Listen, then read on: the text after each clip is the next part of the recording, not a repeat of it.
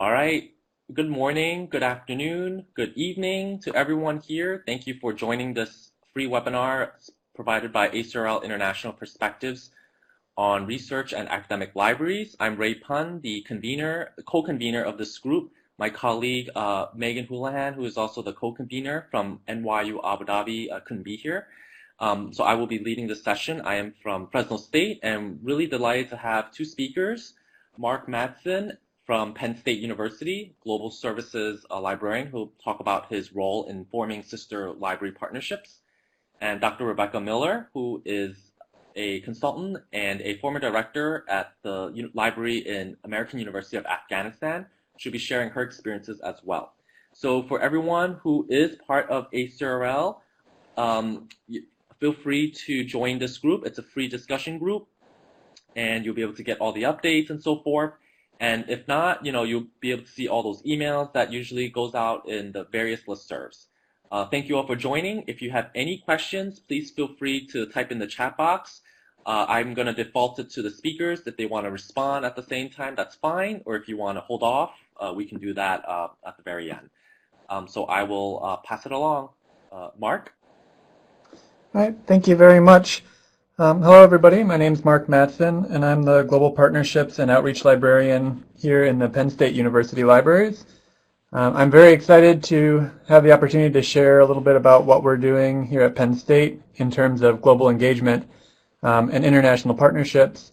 So I'm really very thankful to Ray for the opportunity to be able to do this.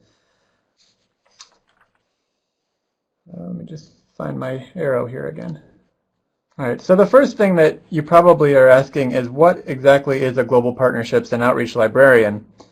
And at this point, I've been in the position for about 1.5 years, and the answer is still, well, we're working that out. We'll see what happens.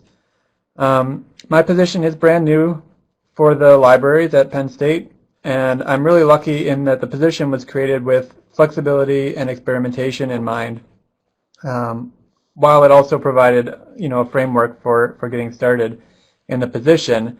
So in the last 1.5 years, the role and scope of the position has started to become more focused. And so here at Penn State, what a Global Partnerships and Outreach Librarian does is promoting global citizenship among our students, faculty, and staff, encouraging internationalization of the curriculum, supporting library services for international students, exploring libraries' role in supporting education abroad. I'm also the liaison to the University Office of Global Programs, which is a liaison relationship that we have not had previously. Seeking opportunities for library involvement in international education more broadly, so that could be, at a national or international level. And then the big part of it is developing and facilitating international partnerships. And there's a whole lot more that is included in my position, but I don't have time to talk about everything. The one important thing to remember is that the scope of the position also includes all of these aspects at all Penn State locations, not just a single campus. So we have campuses across the Commonwealth of Pennsylvania, and I'm interested in finding ways for the libraries at those locations to be involved in these different areas of interest, just the same as I am at the location that I currently work at. In many ways, this is all still an experiment. So if you are a Global Partnerships and Outreach Librarian or you know one, I would be very, very interested in talking with you to find out more about what you do and how you do it. So like I stated, my position is a new position for Penn State, and the driving factor in the creation of the position is the simple fact that we are seeing, and have been seeing for a long time, significant impact from globalization in higher education. Penn State, like most other large research universities, has seen a huge growth in international students studying abroad, and a general need among students for a global perspective. And these are just some of the stats that I pulled from our Office of Global Programs. it's interesting to note that our international student population is not only increasing but changing, in that there are a lot more undergraduate students that are coming to Penn State than we had in the past, and that is a huge growth area for us. So in response to the global context in which we all now live and work, both the university and the university libraries have made internationalization one of the key goals for success. And I understand that this is not, something revolutionary. This is something that most major universities are recognizing and working towards. Amanda Click, Claire Wiley, and Megan Houlihan produced a really great article which looks at the literature surrounding the internationalization of the academic library, which I would highly suggest looking at if you haven't read it. But the prioritization of global engagement at the university level has made it possible for a position like my own to exist. And these items I have here on the screen are snippets from the university and libraries' vision statements and strategic plans. And you can see one of the foundations of the university's strategic plan is enhancing global engagement. So my position and the libraries fits very nicely within that goal. So the first thing that I did when I came into the position was I did a systematic review of everything at Penn State with a global focus. And I created what I would call kind of an institutional map of global engagement. And this included all kinds of things. So we had, formal academic programs that are very heavily focused on global engagement, international affairs, those kinds of university-wide academic programs. We've had university-wide programs and groups, so different majors within different departments might be something that would be a globally focused program that's university-wide. We've also had campus-specific institutes like our International Language Institute, or we have an institute that is for international scholars and students for English proficiency. And then also international student groups. So we have a lot of international student groups on campus that have their own associations. So finding out what they're doing and how the libraries might be able to partner with them as well. And then I also looked at current and past libraries-wide initiatives. So these are things that are happening across all of the campuses, all of the campus libraries, and then also looked at specific campus, library, or department-specific initiatives. And once I had a good idea of what was happening and what we had been doing, I was able to then put together a library's global engagement proposal. And this is not the full proposal. I didn't include everything here because I don't have enough time. But these are some of the examples of items that were included in that proposal. So encouraging libraries' involvement in Penn State and community outreach events. So things that have a global focus or international or intercultural communication focus.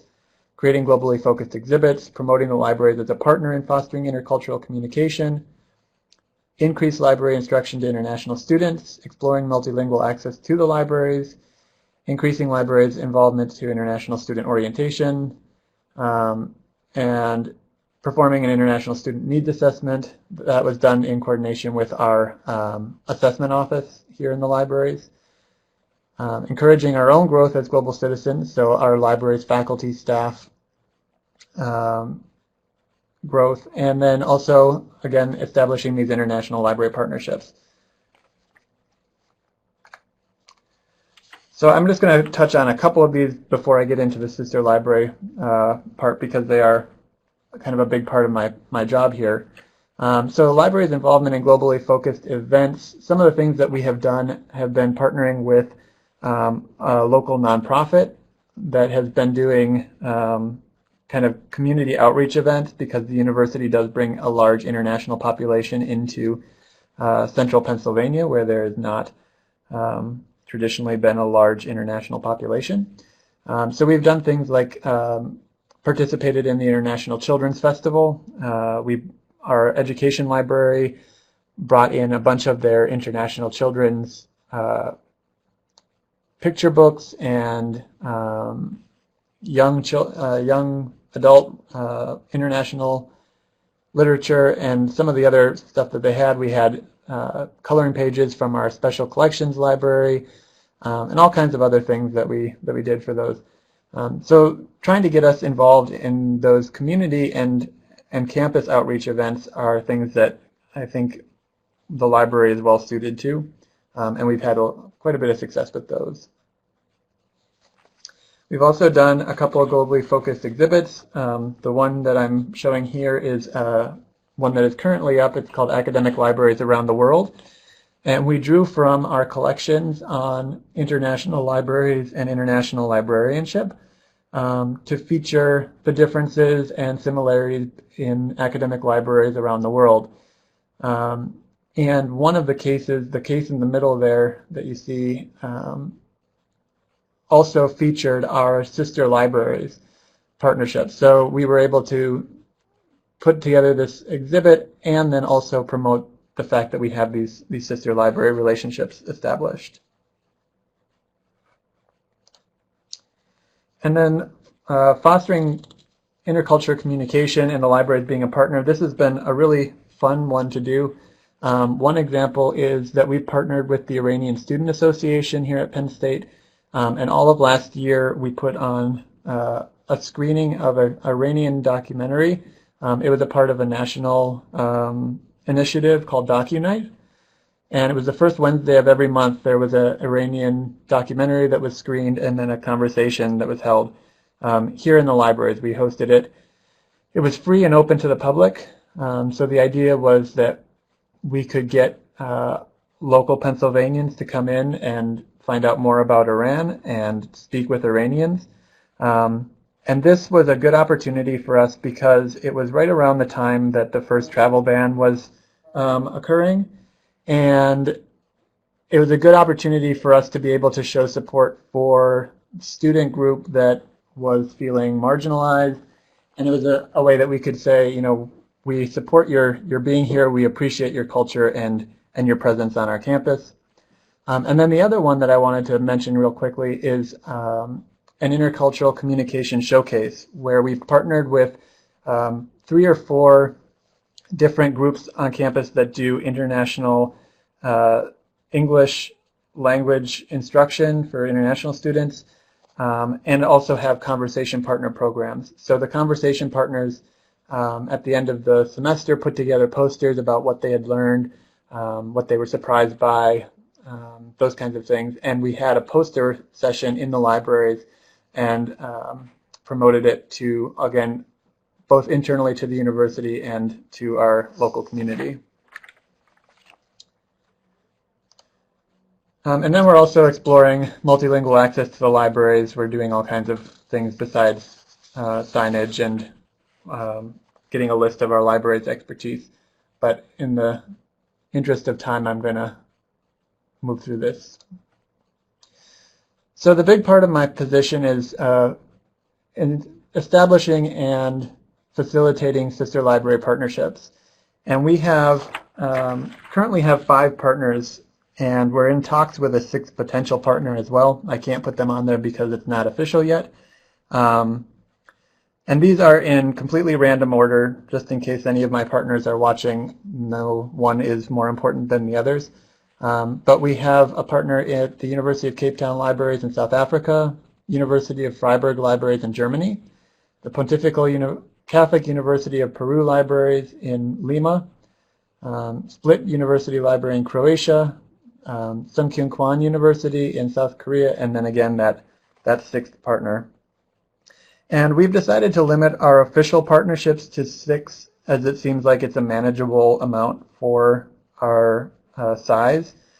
I don't want to overextend partnerships. I really want to be able to develop a depth of relationships within these partnerships, so that it's not just something that is on paper and something that we can put in a press release that we have these partners, but there's a real deep connection between faculty and staff and projects within the partnerships. This also doesn't mean that we can't have partnerships, of an unofficial nature outside of these 6.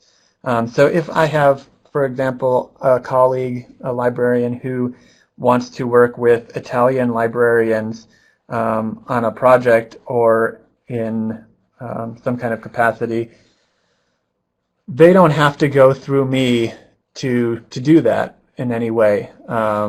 It may not be one of our official partnerships, but I think that it makes sense to be able to do that and be flexible about who we partner with.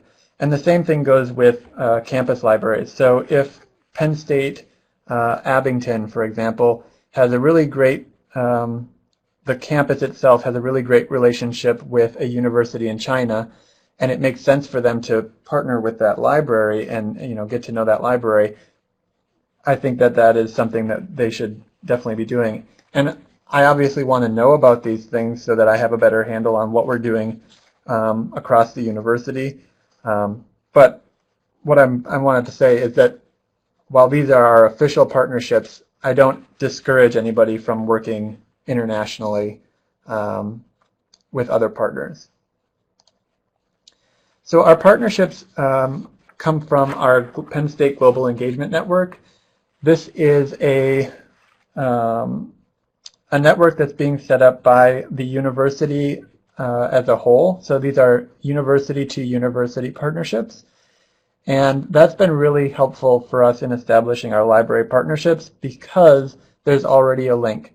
The partnerships that we have chosen are some of the ones that we feel are the most developed university-wide or have the most potential as far as different kinds of projects. So the Penn State Global Engagement Network,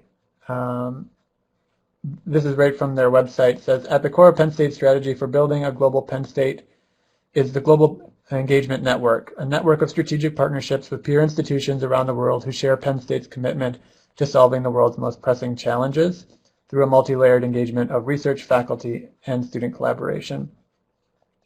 When we've established these partnerships, the key thing that we've tried to build in is flexibility.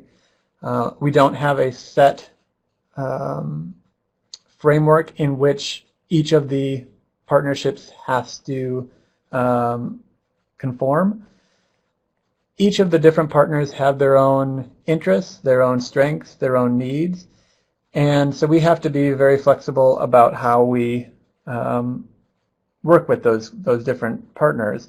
So our partnership with Freiburg may look very different from our partner in Croatia, based on the common interests of both ourselves and that individual partner.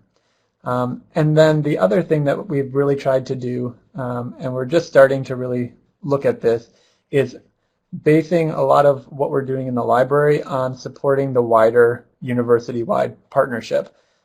So if, for example, there is a project going on that is looking at forensic science, and there's research that is happening in that area, how can the libraries contribute to that university-wide partnership and in that area? So we're looking at ways to do that. Some of the things that we're doing with our partners at this point is knowledge sharing, exchanging news, joint research and publications, faculty and staff exchanges, joint programming, online programs, exchanging local materials and displays, potential education abroad scholarships, social media following and promotion, joint exhibits, and then really sky's the limit. Anything that anybody is interested in, we'll explore that as well.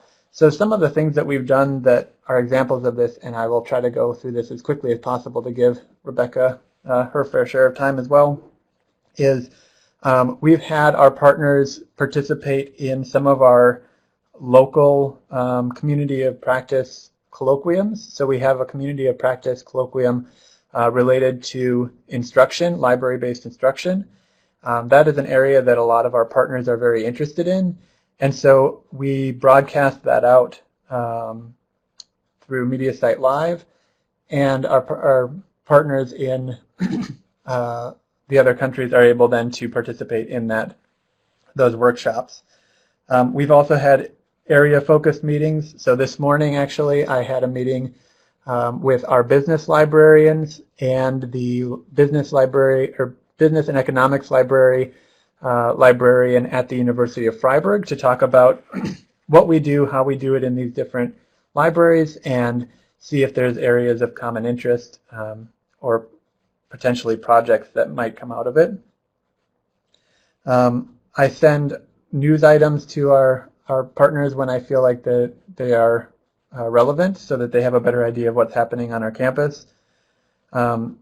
We have not done yet formal staff and faculty exchanges. We've really done more kind of the state visits at this point. I visited Freiburg last October. We just, at the beginning of this month, had a visit from the director of the library in Split, Croatia. And I will be visiting the University of Cape Town and the University of Split later on this spring. We also, for joint programming and online programming, we are bringing in an artist that works with plastics and is looking at 3D printing as a way of preserving artifacts in areas in crisis like Iraq. And so that is something that is of interest to our partners as well. So we are going to be broadcasting that that presentation and program out to those partners to participate in as well. But I already showed you the Libraries Around the World exhibit, in which we featured those partners and also some of the materials from those libraries. They sent those by mail to us to be displayed in the exhibit. And then we're also looking at participating in conferences and training. Some of our partners are putting together conferences for their country, specifically based on the one that I'm thinking of is based on instruction. And we are looking at having Penn State librarians participate in that, both in country and also remotely. So what are the things that I've learned so far? And again, this is still kind of an experiment, and I'm still very new to this. But what I've learned so far is that there's really no substitute for face-to-face visits. We can do a lot of great things online, and web conferencing is really great, but there really is nothing that can build the excitement about the partnership and those personal connections that are necessary to keep the partnership going as the face-to-face visits. The second thing that I've learned is that it really is very important to change your partnership style to fit the partner. Some partners work in an atmosphere that is very formal. Some work in an atmosphere that is very informal. So adjusting your expectations and your kind of partner management style to fit those different partners is, I think, very important and very helpful. And the other thing that I've learned is that it takes a lot of work to keep things moving, and you really have to try very hard to build excitement among both your colleagues and also your partner's colleagues. So, how can I keep the partnership fresh in the minds of all of my colleagues who are doing amazing, great stuff and are very busy with all of that amazing, great stuff? How do I keep the partnership in their minds as they're going throughout their day? And then communicating with the different stakeholders often is really, really important. I've been working on several different ways of trying to communicate what we're doing. And I think multiple channels is important. And then to end, I wanted to say that both Rebecca and I are part of the IRT Sister Libraries Committee. And the committee has a lot of really great information on the website, checklists, tips, and suggested activities I've drawn from this to facilitate my partnerships. And the committee is actually very active, and we're looking at how we can revise and make some of these things even more useful, and looking at some other different initiatives. So if you're really interested, I would love to talk with you more about sister libraries myself, but talking with the Sister Libraries Committee of the IIRT is really, really helpful. So thank you very much. I went a little bit over time, and I'm sorry, Rebecca, for that, but I will hand things over now to Rebecca. Hey Mark, this is Ray. I just wanted to say you're all good with time. I think we have just a couple of minutes. I haven't seen any questions yet, but if you have questions, maybe a couple of them Mark can answer, and then we'll proceed with Rebecca. Sure. I see a few folks typing.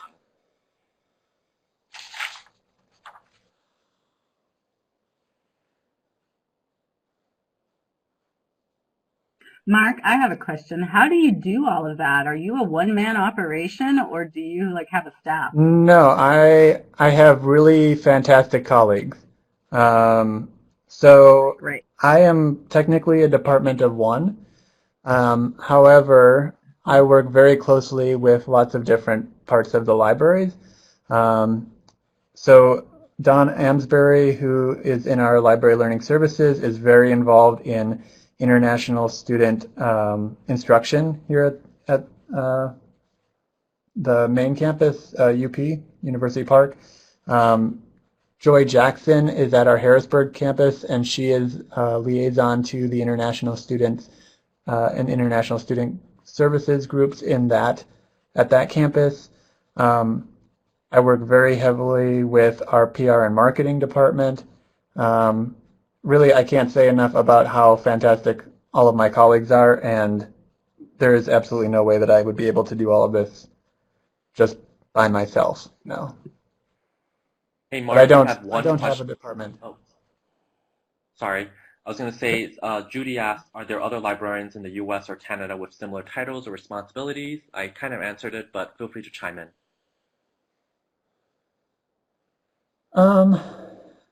Yes, so there's different groups so far that I have found that deal with kind of different parts of what I work with. So obviously international students. There's the group for services to international students. There is a group that's international librarianship that's forming, that's kind of outside of ALA at this point, that Hong is a part of it. I believe Hong's here, yeah. So there's lots of different groups that are doing different things like this. I've yet to find somebody with kind of just exactly the same position as mine. I really would love to, because I could get a lot of information from them. The one that I'm really still trying to figure out how to work out is the international academic library partnerships. I'm having a harder time really finding examples that are the same as what we're doing here at Penn State. But again, I'm very new to this area of librarianship, and I'm starting to get my bearings a little bit. So I'm sure that it's out there, but I'm still working on that. Thanks, Mark. And I see Hong has responded as well. Hopefully that will work. Rebecca, would you like to present? Sure thing. Hello, everybody. I'm so glad that you joined us today. I'll say hello from Germany, where I now live. So good evening. But thank you for joining us, and thank you, Mark, for that interesting. It's really a cool thing that Penn State has placed that much emphasis on it, and I'm actually secretly jealous of your job. Okay. let me tell you a little bit today about the American University of Afghanistan and the library there. People are probably, a little familiar with this country called Afghanistan and where it is and what's going on with it now. But I want to give you, hopefully, a little bit different insight to it beyond what you hear just on the news. So I hope that this is a little more eye-opening. Here are some photos of Kabul. So the American University of Afghanistan is located in Kabul, Afghanistan. You can see that in the middle photo, that's pretty typical of what I would see every day on my way to work. The military vehicles there and the guards. And it is also, it's a huge city. And there's about almost 6 million people living in it right now. And it was actually built for maybe 800,000. So it's reaching capacity, it's stretching its limits.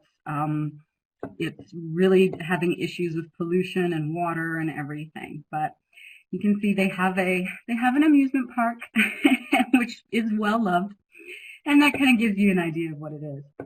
So how did I end up in Afghanistan? Because people often say that, like, well, how did you get there? Prior to that, I've been in library science education for most of my professional career. And I was a library science professor at the University of Kentucky at one point. And then things didn't go so well. And I decided to leave, to quit, and I wanted to change careers. I wanted to go into international development. So I went back and got a master's degree in international development, and I met some Afghans who were there as Fulbright students. And I became friends with them, and they kept saying to me, oh, you should come, you should come. And finally, they kept sending me job announcements, and finally one looked interesting, and I applied, and whoops, I got it. And this was a position at the Afghanistan Research and Evaluation Unit, which is a research organization. And it was quite interesting. And it has a library, a pretty decent library, actually. And the Afghan guy who was running it, he was so proud that he knew an American librarian. He made sure to introduce me to every librarian he knew. So I got to meet several Afghan librarians there. And I use the term librarian loosely because they don't have any professional education. There are literally only 5 people in that country who have formal degrees in librarianship, either bachelor's or master's. So this is not a very well-respected profession. So he wanted to show off his American friend. But that was great because I got to meet a lot of people, including the then director of the AUAF library. And she and I became friends. She decided to leave, and they had already made plans to hire somebody else, so he came in, and I became friends with him. Then he decided to leave, and he said, you should take this job. And I said, I want another foreigner to come so that we have, there's 2 of us, and we can do more. And so after a little while, after a couple weeks or so, he finally reached out to me. He's like, listen, if you want this job, you can have it. There's nobody else that will take it. So I said, well, okay. And it was a great decision. I really enjoyed working at American University of Afghanistan and doing things with the library there. And I'll tell you about what I did in a little bit. So that's kind of, you never know how you're going to end up in some of these positions. So I can't say, that I went out actively searching for this job or anything, but I just ended up in there. So keep your eyes open, make friends with people. You never know what you're going to find. So that's Afghanistan, a little snapshot of Kabul. I want to tell you about now, Ray says truth, AUAF. So the American University of Afghanistan, first of all, let me say it is not affiliated with the American University in Washington, D.C. It is simply the name. There are actually quite a few universities around the world that start their title with American University of. There's American University of Central Asia, there's American University of Nigeria, American University Dubai. These are not related to each other at all, but they are part of a network of, the librarians in particular form a network, and they have wonderful conferences every year. So just so you know, the American University is not really affiliated with the one in DC. Now, you can see from the photos here, this kind of gives you an idea. The top left photo there with the rainbow, that is a view of West Campus, the main campus. This used to be a high school, an American high school back in the 1960s. In fact, I know a couple of people who attended high school there in the 1960s. That building, the brick building on the left of that picture, at the far end of that building is where the library is. And then the other side is classrooms, whatever. And this photo was taken from the top of the main administration building. The other large photo on the top right, that is a picture from the other campus, the International campus, where we have a large, it's a very large campus, and there's a large quad. And this is a shot that I took from one of the spring fun days. We had an activity day. And in the background there, in the far right, that is the old King's Palace, Darulaman Palace, that's been destroyed, although it's being rebuilt now. And then to the left, that golden dome, that bronze dome, I guess it is the Parliament building. So we're quite close to some important places. And then down in the lower left corner, you can see there's the mountains, and then there's like this thing of white across those are T-walls. Those are blast walls, and those are the border of the campus. On the other side are some houses. So we have two campuses. Here's some facts about AUAS. It was started in 2004 with the intention of giving Afghans a chance to have American-style liberal arts education, higher education. It graduated its first students in 2010, and it's graduated about, I would say around 700. I don't know exactly offhand, but around 700 students. And to be clear, that the classes are taught in English. The students are all Afghan. There are 4 undergraduate majors, about 800 undergraduate students. 200 students participate in the 2 graduate programs, which are an MBA and a Master's of Arts in Education. And then they also have the Professional Development Institute, which offers classes in English and like certification for accounting and certification in like Microsoft and Cisco things. And they have roughly about 500 students. And we have the 2 campuses, and we're primarily funded by USAID. So now let me turn to the library. So that kind of gives you an idea of who we're serving. Oh, I'm sorry, I forgot to mention, our faculty come from all over the world. They're not only Americans. There are, a few librarians amongst, a few Americans among the faculty. But we have faculty from Africa and Europe and Asia, all over the place. It's really quite international. So the library is actually, a pretty well-functioning university library. Maybe on a much smaller scale than what you might be used to, but we do all the same things. So here are some shots just to give you an idea. That top right hand, the big shot, that is the main room of the main library. You can see that we have open stacks in the background there. We've got plenty of places for students to sit and do their homework. We have a reference collection that nobody ever uses. And what you can't see behind the location where this shot was taken is there is a computer room with about 15 computers in it. So, and it's all internet connected and everything. This is a very, very, very popular place. This photo, in fact, was taken in the evening, pretty much close to closing, and because otherwise it's always full, because students have nowhere else to study, and so they would study in the library in that room. Those other shots on the left hand is just to show off a little bit that the library would host events. On the top right, on the top left photo, that is the French ambassador. at the time that I was there. And then in the bottom left photo, that's me in the middle, so you guys can see what I look like. And on the right-hand side of that photo is the former German ambassador to Afghanistan, visiting the campus, so he came out. So here's some facts about the library.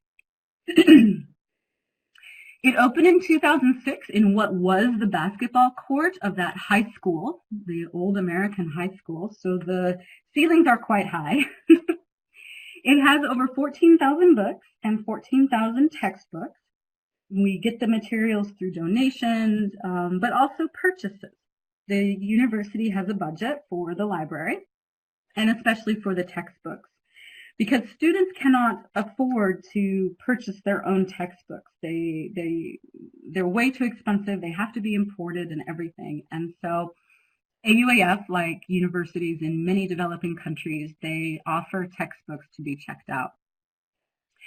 AUAF uses an integrated library system from Koha, which is quite nice. We subscribe to journal databases also, like EBSCO and JSTOR and ProQuest. And there are 9 staff. Well, there were 9 staff when I was there. There might be 1 or 2 fewer now. I'm not exactly sure. So just some ideas about that.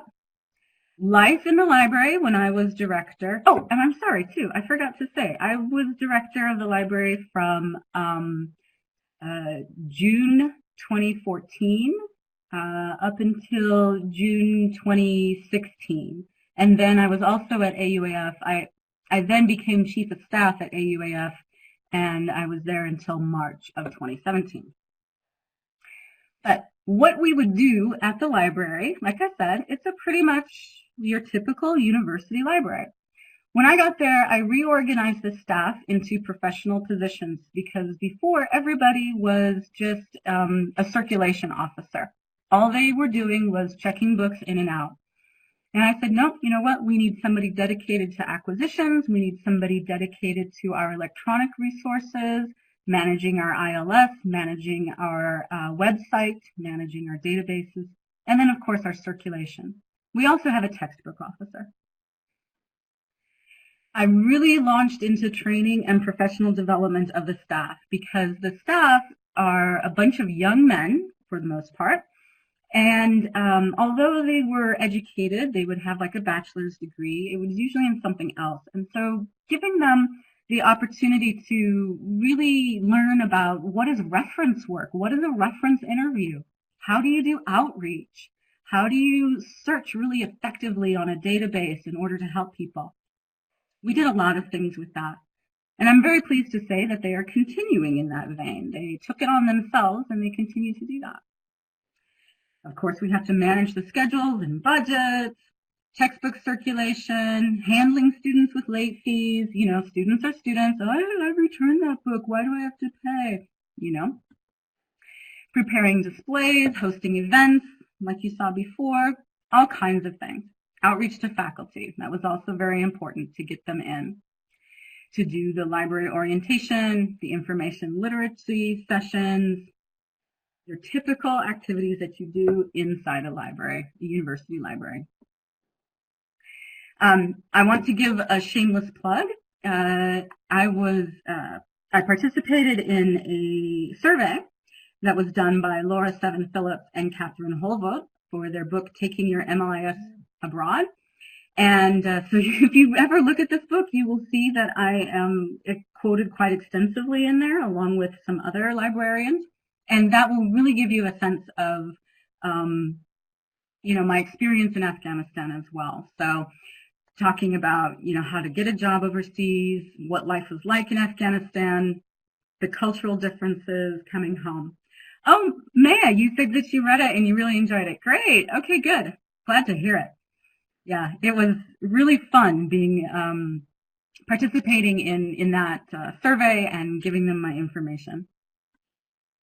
So now that kind of gives you an overview of what it was like as librarian. And as I said, that in June of 2016, I became chief of staff. And so I left the library, although I didn't go terribly far away. and I took over some duties as chief of staff. Now, I don't know if any of you are familiar with it or not, but August of 2016 was a very, very, very horrible month for the university. On August 7th, 2 of our faculty members were kidnapped as they were going home from the university to the guest house where we all lived. And August 24th, 2016 was the date of the attack. So there's a view of the university. The purple heart is where the library is. That blue X is where I was. And that explosion is where the explosion happened. So the Taliban attacked the university. They drove into the compound next to us, which was a school for the blind. After their school was over, they killed the guard, drove in, and at 7:03 p.m. they exploded a car right there. It took out the wall. The attackers came inside, 2 attackers came inside, and they went to town, so to speak. So I was stuck in that building all night while they were, while the security forces were trying to find and kill the attackers. And during that night, the university lost 13 people, 1 faculty member, 2 guards, and 3 guards and 9 students. And it was not a pleasant night, obviously. So after that, what happened? AUAF was closed for 7 months. It reopened earlier in 2017. The library staff had to shift to the international campus because that main campus where the attack happened was no longer secure. Like there was a hole in the wall. Like you couldn't secure the campus, so everybody had to move to the international campus. They did an online semester, and the staff were able to take care of textbooks for that online semester, of which I'm extremely proud of them. They were able to get everything together and manage a distribution in an extremely difficult situation. Since that time then, West Campus has been permanently closed to students. So students now, both undergraduate and graduate, can only be in the international campus because it's more secure. Now, that means that the lovely library that I showed you earlier, nobody has access to that. The students now have to request books, and the library staff are split. So some of the staff are in the main library on the West Campus, taking care of administrative things. And then others of the staff are on the international campus where they're working with students. And so they now have to do, the stacks have effectively become closed. The students have to do a request, and the books are then delivered to the other campus so that they can get it. However, the library director who is there now, he was the one who was there before me. He came back, thankfully. They are in the process of refurbishing a space in one of the main buildings on the international campus to make room for a library. It won't be as large or as nice as the main library over on West Campus, but at least it's going to be bigger than the tiny classroom that was serving for the library. So I'm very happy for them about that. But it's been quite an adventure. So I left in March of 2017. I stayed even after the attack, and staying through there, I decided it was better for my recovery if I stayed and worked and dealt with it there.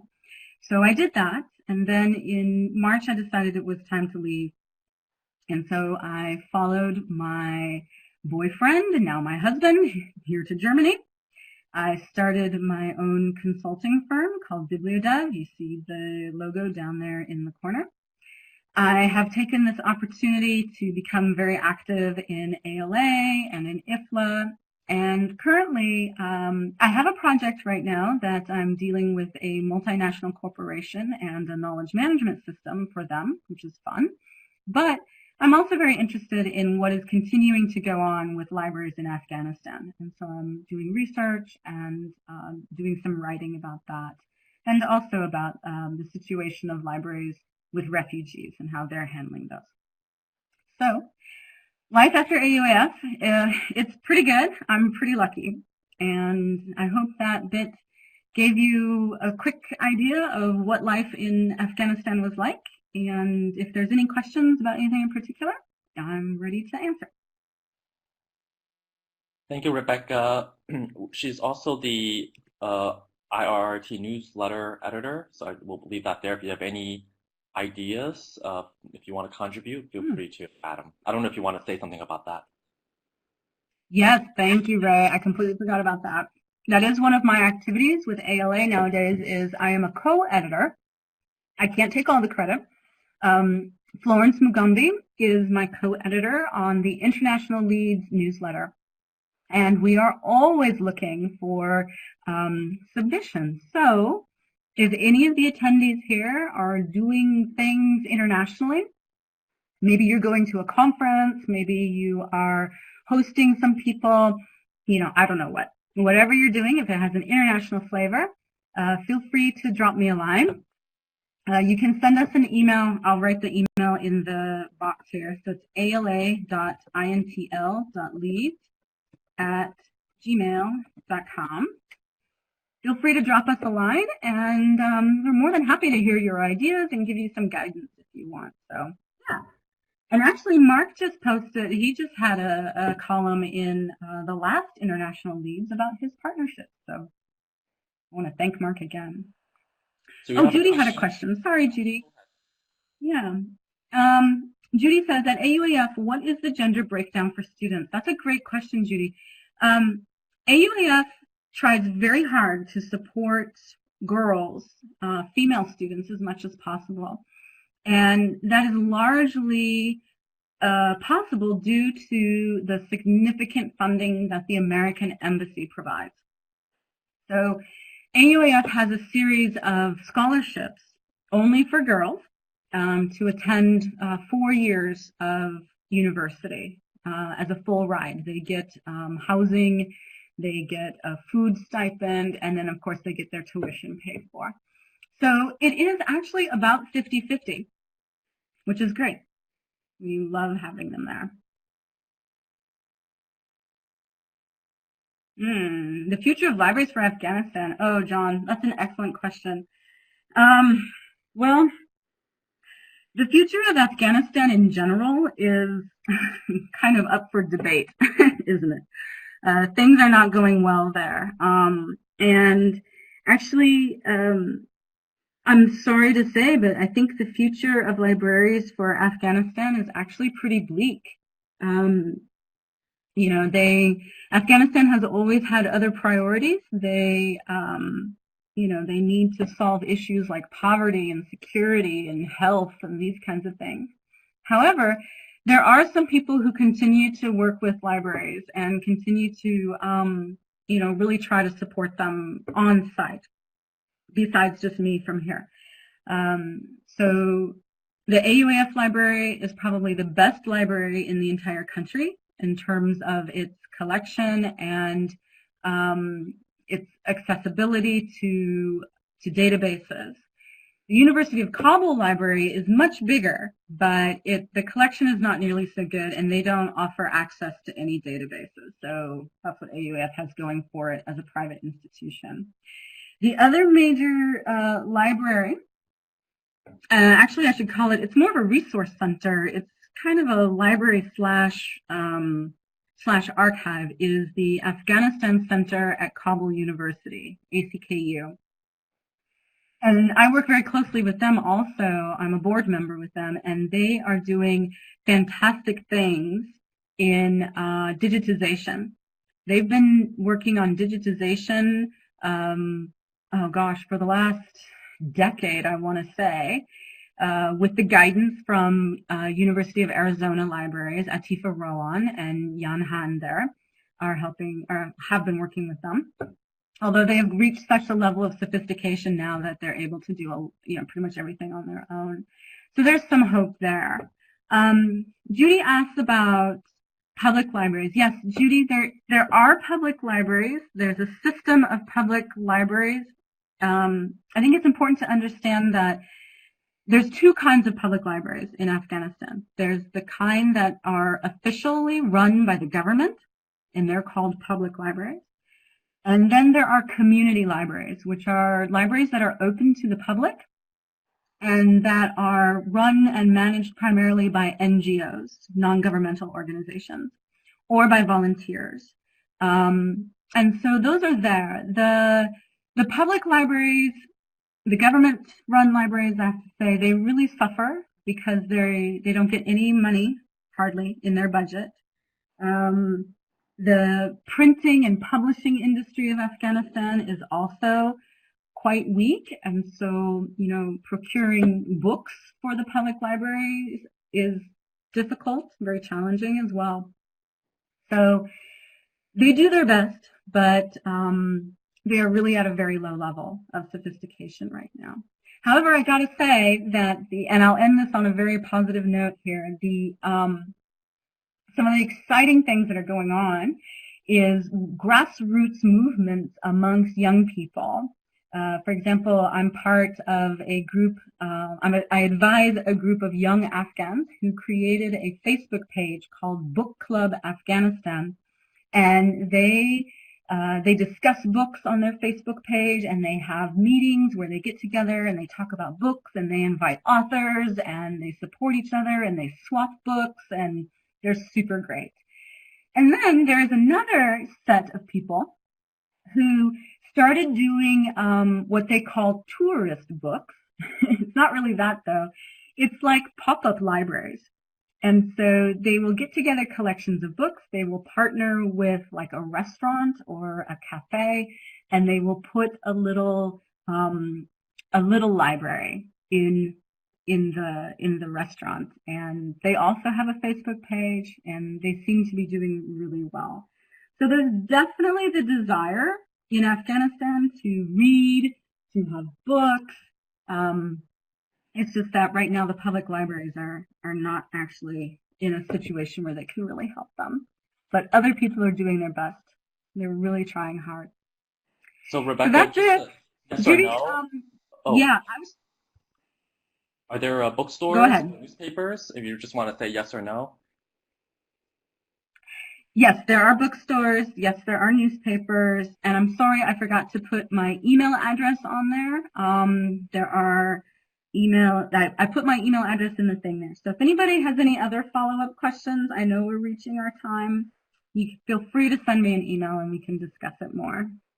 Thank you, Rebecca. Thank you all for your questions. Before everyone starts leaving, I wanted to say that we have a series of really great talks coming up this spring. I've got speakers from Peru, Colombia, and Ivory Coast, so stay tuned for that. It is all available through the ACRL ALA Connect. If you're part of an ACRL group, you can join that, or you can just follow through the Connect or the listservs that comes out in the emails.